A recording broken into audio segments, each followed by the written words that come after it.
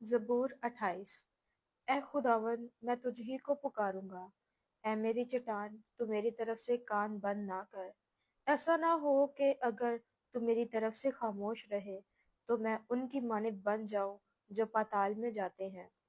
جب میں تجھ سے فریاد کروں اور اپنے ہاتھ تیری مقدس ہیکل کی طرف اٹھاؤں تو میری منت کی آواز کو سن لے۔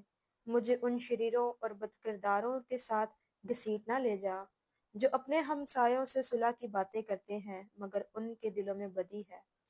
ان کے افعال و اعمال کی برائی کے موافق ان کو بدلہ دے۔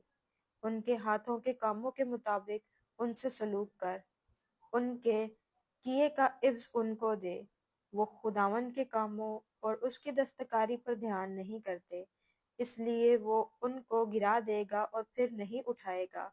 خداوند مبارک ہو، اس لیے کہ اس نے میری منت کی آواز سن لی۔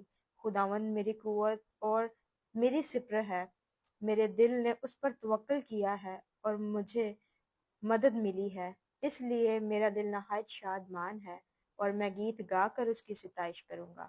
آمین۔